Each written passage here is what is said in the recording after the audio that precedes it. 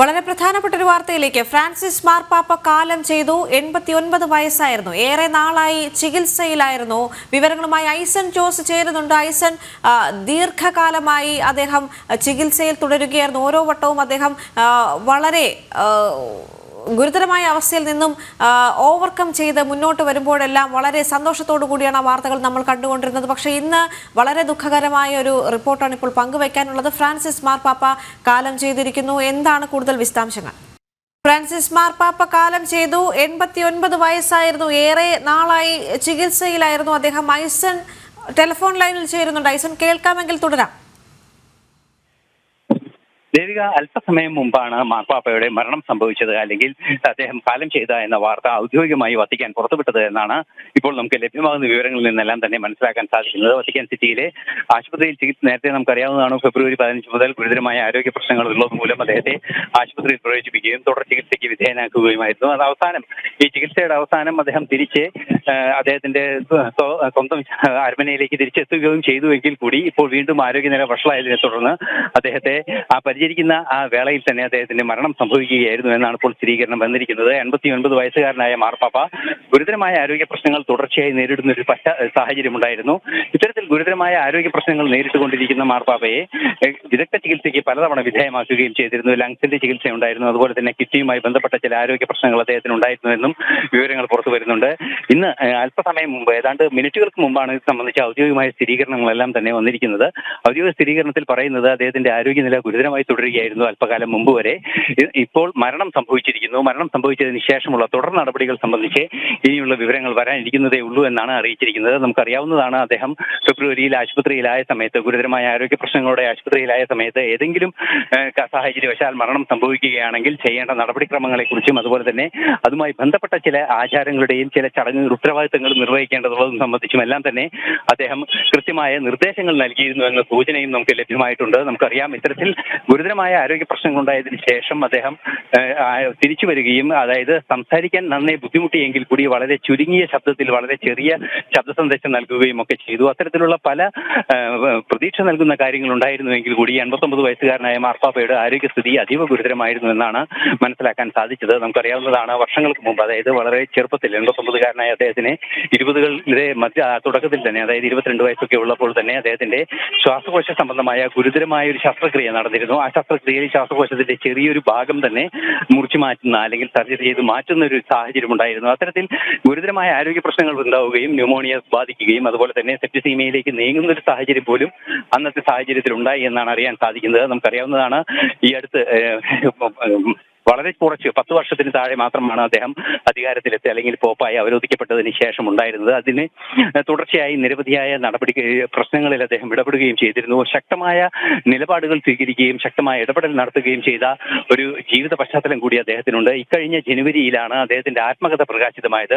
പ്രകാശിതമായ ആത്മകഥയിൽ അദ്ദേഹം ഇറാഖിലെല്ലാം പോയപ്പോൾ വധശ്രമം ഉണ്ടായത് ഉൾപ്പെടെയുള്ള കാര്യങ്ങൾ വിശദീകരിച്ചിരുന്നു. അത്തരത്തിൽ നിരവധിയായ ലോക വിഷയങ്ങളിൽ കാര്യക്ഷമമായി ഇടപെടുകയും കർശനമായ നിലപാടുകൾ സ്വീകരിക്കുകയും യുദ്ധത്തിനെതിരായും അതുപോലെ തന്നെ വിശ്വാസ നിഷേധങ്ങൾക്കെതിരായും കൃത്യമായ നിലപാടുകൾ സ്വീകരിക്കുകയും ചെയ്യുന്ന ഒരു വ്യക്തിയായിരുന്നു. പലവിധ ഭീകരതയ്ക്കെതിരെ തന്നെ കൃത്യമായ നിലപാടുകൾ സ്വീകരിച്ചിരുന്ന ഒരു മാർപ്പാപ്പ, അല്ലെങ്കിൽ മാർപ്പാപ്പ എന്ന നിലയിൽ പരിമിതികളില്ലാതെ കൃത്യമായി സമൂഹത്തിന് വേണ്ടിയും മനുഷ്യന് വേണ്ടിയുമുള്ള കാര്യങ്ങളിൽ ശക്തമായ നിലപാടുകൾ അറിയിക്കുന്ന ഒരു പ്രകൃതമായിരുന്നു അദ്ദേഹത്തിൻ്റെത്. നിശ്ചയദാർഢ്യത്തോടെ പ്രശ്നങ്ങളെ ഇടപെടുന്ന ഒരു സധൈര്യം കാര്യങ്ങളെ നേരിടുന്ന ഒരു രീതി അദ്ദേഹത്തിന് പണ്ടേ തന്നെ ഉണ്ടായിരുന്നു. നമുക്കറിയാവുന്നതാണ്, വിശ്വാസി അല്ലാതിരുന്ന ഒരു വ്യക്തി അദ്ദേഹത്തിന്റെ ജീവിതാനുഭവങ്ങളുടെ പശ്ചാത്തലത്തിൽ തന്റെ ജീവിതാനുഭവങ്ങളുടെ മാത്രം പശ്ചാത്തലത്തിൽ വിശ്വാസിയായി മാറുകയും മാർപ്പാപ്പയുടെ, അതായത് ഇത്രയും ഉന്നതമായ ഒരു വൈദിക പദവിയിൽ എത്തുകയും ചെയ്ത ഒരു വ്യക്തി കൂടിയാണ്.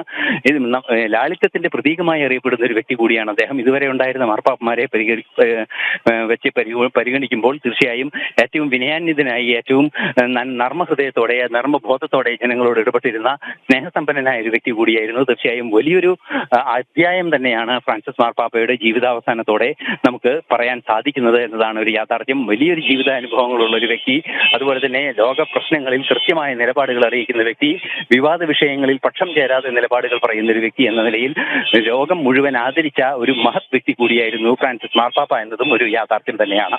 ഐസൻ സൂചിപ്പിച്ചതുപോലെ തന്നെ അന്താരാഷ്ട്ര വിഷയങ്ങളിൽ അദ്ദേഹം വളരെ വലിയ രീതിയിലുള്ള ഇടപെടലുകൾ നടത്തിയിരുന്നു. കാരണം അദ്ദേഹത്തിന്റെ അവസാന ദിവസം പോലും ഈസ്റ്റർ ദിന സന്ദേശത്തിൽ പോലും അദ്ദേഹം പറഞ്ഞത് ഗാസയിൽ അടിയന്തരമായി വെടിനിർത്തൽ നടത്തണം എന്നൊരു ആഹ്വാനമാണ് അദ്ദേഹം ചെയ്തത്. ഈസ്റ്റർ ദിനം എന്ന് പറയുമ്പോൾ കഴിഞ്ഞ ദിവസമാണ്. ആ ദിവസം പോലും അദ്ദേഹത്തിൻ്റെതായുള്ള നിലപാട് അവസാന ദിവസങ്ങളിൽ പോലും അന്താരാഷ്ട്ര വിഷയങ്ങളിൽ കൃത്യമായ നിലപാട് അദ്ദേഹം അറിയിച്ചതിന് ശേഷമാണ് നിത്യതയിലേക്ക് പോയതെന്ന് വേണം പറയാൻ, അല്ലേ ഐസൻ? തീർച്ചയായും അങ്ങനെ തന്നെയാണ്. അതായത് ഇത്തരത്തിലുള്ള അന്താരാഷ്ട്ര വിഷയങ്ങൾ എന്നതിലുപരി മനുഷ്യന്റെ ജീവിത പ്രശ്നങ്ങൾ എന്ന രീതിയിലാണ് അദ്ദേഹം ഈ പ്രശ്നങ്ങളെല്ലാം തന്നെ നോക്കിക്കണ്ടത്.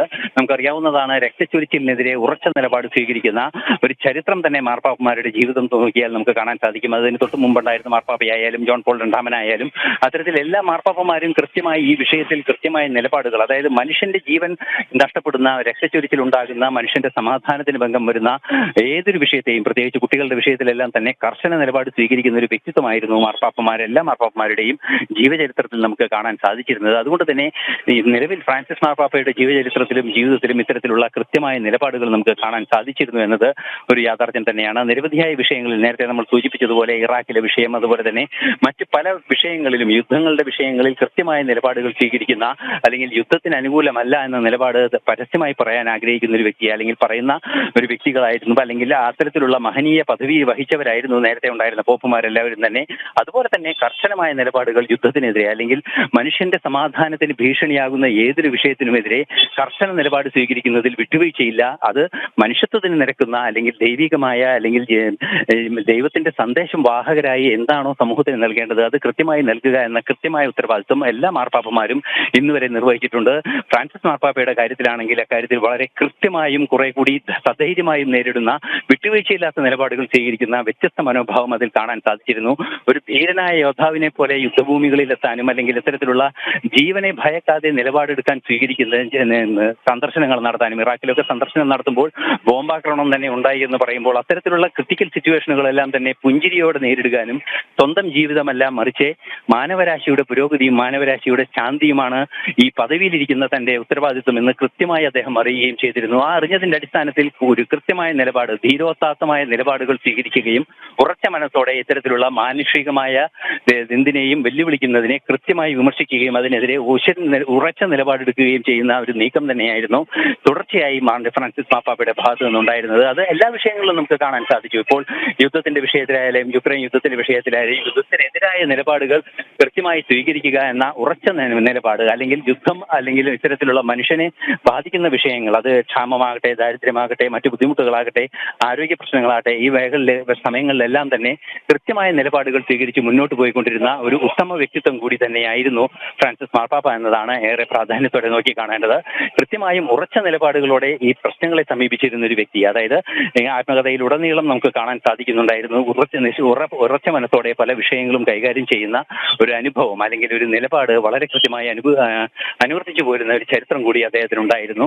പല വിഷയങ്ങളിലും, അത് യുദ്ധത്തിന്റെ കാര്യത്തിലാകട്ടെ, അതുപോലെ തന്നെ മനുഷ്യനെ ബാധിക്കുന്ന ഏത് വിഷയത്തിലുമാകട്ടെ, കൃത്യമായ നിലപാട് സ്വീകരിക്കാനുള്ള ഒരു ഉറച്ച മനസ്ഥിതിയും ഒരു നിശ്ചയദാർഢ്യവും തന്റെ ജീവിതത്തിലുടനീളം പ്രകടിപ്പിക്കുകയും ലാളിത്യത്തിന്റെ പ്രതീകമായി ജീവിക്കുകയും ചെയ്തൊരു വ്യക്തിയായിരുന്നു ഫ്രാൻസിസ് മാർപ്പാപ്പ എന്നതാണ് ഏറെ പ്രാധാന്യത്തോടെ നോക്കിക്കാണേണ്ട വിഷയം.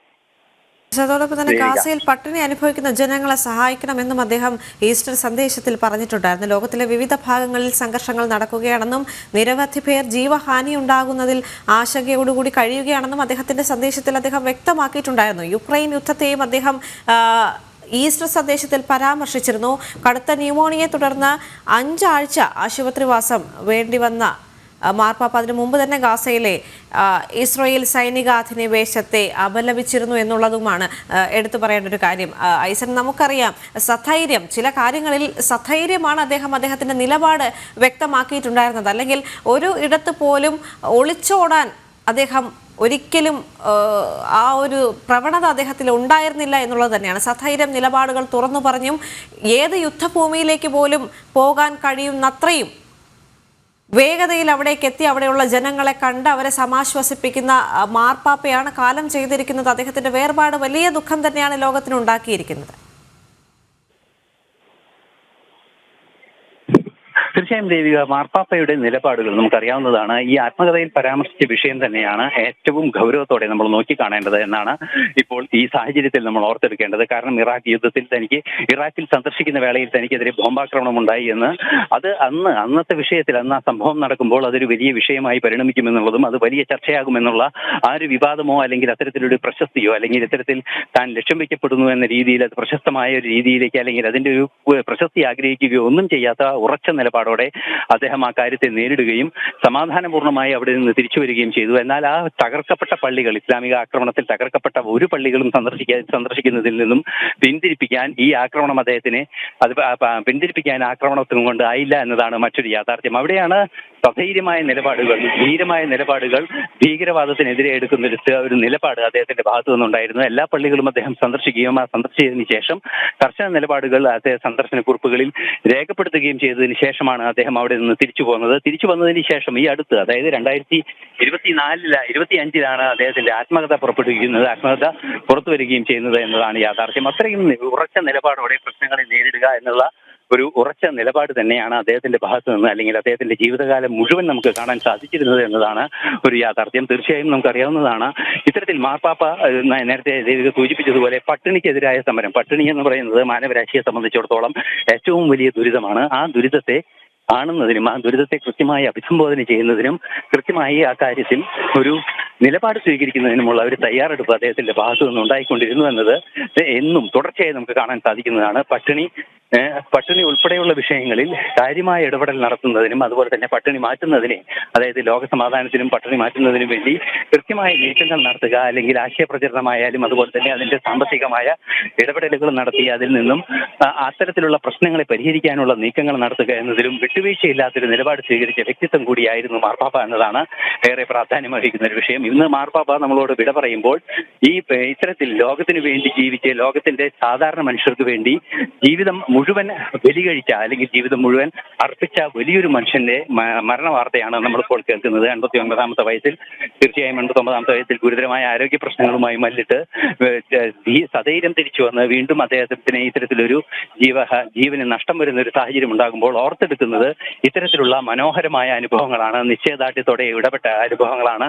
അതുപോലെ തന്നെ പല വിഷയങ്ങളിലും, അത് യുദ്ധത്തിന്റെ കാര്യത്തിലായാലും പട്ടിണിയുടെ കാര്യത്തിലായാലും ലോക സമാധാനത്തിന്റെ വിഷയങ്ങളിലായാലും അതുപോലെ വർഗീയത ഉൾപ്പെടെയുള്ള വിഷയങ്ങളിലൊന്നും വിട്ടുവീഴ്ചയില്ലാത്ത നിലപാടുകൾ സ്വീകരിക്കാൻ, വിശ്വാസം മറ്റുള്ള ഒരാളെ അടിച്ചേൽപ്പിക്കാനുള്ളതല്ല, മറിച്ച് വിശ്വാസം സ്വയം ബോധ്യത്തിൽ വരേണ്ടതാണ് എന്ന് കൃത്യമായി അദ്ദേഹത്തിന്റെ ഓരോ വാക്കുകളിലും ഓരോ സന്ദേശങ്ങളിലും ഉൾപ്പെട്ടിരുന്നു എന്നതാണ് യാഥാർത്ഥ്യം. അത്തരത്തിൽ വിശാലമായ ഒരു സന്ദേശവാഹകൻ കൂടിയായിരുന്നു അദ്ദേഹം എന്ന കാര്യത്തിലും തർക്കമില്ല. അത്തരത്തിൽ വലിയ തോതിൽ ഒരു ഇടപെടൽ സമൂഹത്തിൽ നടത്തിയതിനു ശേഷം, അല്ലെങ്കിൽ ഇന്ന് വരെ കണ്ട മാർപ്പാപ്പമാരിൽ നിന്നും വ്യത്യസ്തമായി നിശ്ചയദാർഢ്യത്തോടെ ഒരു വിഷയത്തെ ഇടപെടുകയും ഒരേ സമയം താൻ വിശ്വാസി എന്ന് പ്രഖ്യാപിക്കുകയും അതുപോലെ തന്നെ വിശ്വാസി എന്ന് ഉറച്ച വാക്കുകളിൽ പ്രഖ്യാപിക്കുകയും ചെയ്യുമ്പോൾ വിശ്വാസികളല്ലാത്തവരും മനുഷ്യനും ദൈവത്തിന്റെ സൃഷ്ടികളാണ്, അവർ ദൈവത്തിന്റെ സൃഷ്ടിയുടെ ഭാഗമാണ് എന്ന തിരിച്ചറിവോടെ അവരെ കൂടി ഉൾച്ചേർത്തുകൊണ്ട് സ്നേഹത്തോടെ ചേർത്ത് പിടിക്കാൻ കഴിയുന്ന ഒരു മനസാന്നിധ്യത്തോടെ പ്രവർത്തിക്കാൻ സാധിച്ച ഒരു ഉന്നത ശീർഷനായ വ്യക്തി കൂടിയായിരുന്നു മാർപ്പാപ്പ എന്നതാണ് ഏറെ പ്രാധാന്യമർഹിക്കുന്ന ഒരു വിഷയം.